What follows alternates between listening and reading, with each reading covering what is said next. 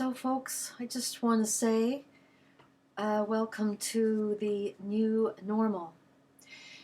It looks like it's here to stay. I was listening to David Cullen, who is a blogger. I'll have links below. And he rightly pointed out that this is the biggest major experiment in social control since 9/11, when airport security was revolutionized and never went back to the way it was before. But this one's even much more serious because it bleeds into every aspect, all areas of our lives. Uh, the prohibitions against standing unacceptably close to another human being in the grocery store, in the park, in the office, in your backyard. So it's just it's grotesque. It's been allowed to happen to us because people tend to just follow the path of least resistance, and because they've reacted with the appropriate level of fear to the completely hyperbolic narrative that's been and is still being promulgated by the mainstream media. It's there are so many doctors now and real experts from all over the world, who have come forth on and testified about a complete counter narrative to the one we're still supposed to believe, having to do with the actual mortality rate, the flattening of the curve versus herd immunity, versus the realistic outlook for such a thing as a vaccine. All of that is incredibly expertly refuted, and none of that information is leaking through to any of the normal, the mainstream press, and is being taken down daily on a daily. It's just absolutely ridiculous. So the new normal. I've been on the internet all morning, and we hear these things, and we don't really investigate them. So I've been looking into what are the actual legal justifications for these new rules that we're supposed to follow. So just a few little things here. In BC, our government has told us that there to be no handshaking. There's to be no handshaking or hugs outside of your own family.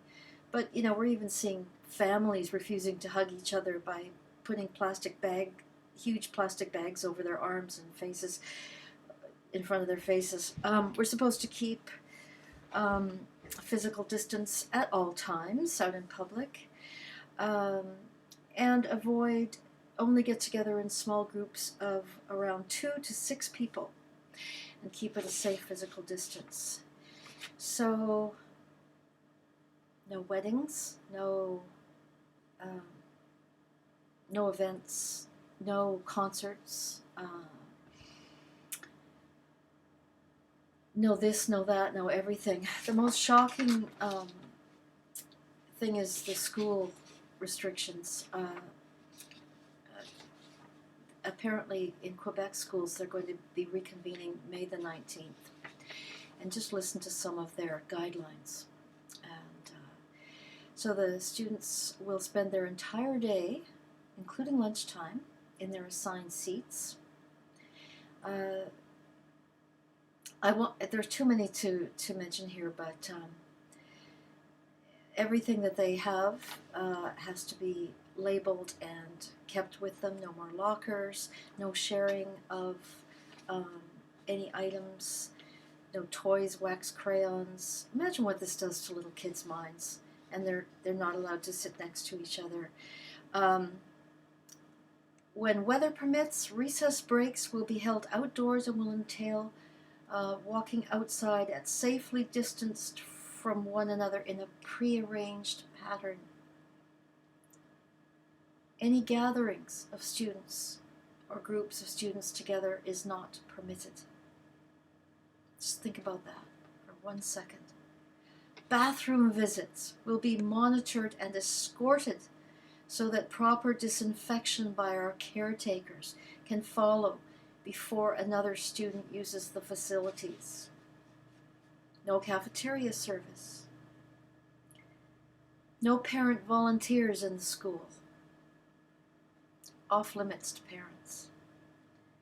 No physical activity in the gym, no art classes, no library periods, no drama classes, no fundraisers or after-school activities will take place.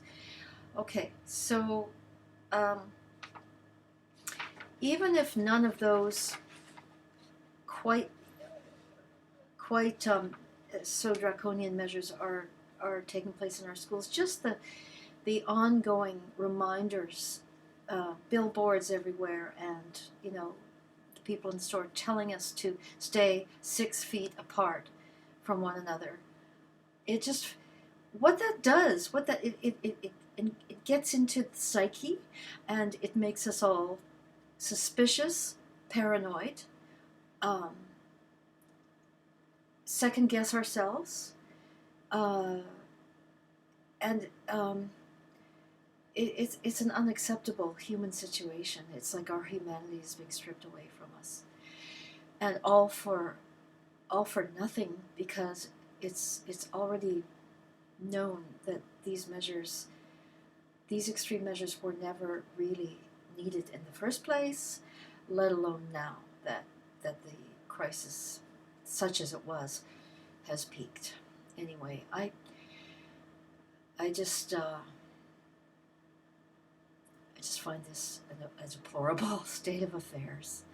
So comment, share, and do what you can to resist these unacceptable impositions on our human freedoms, because that's exactly what they are. Thank you. Bye for now.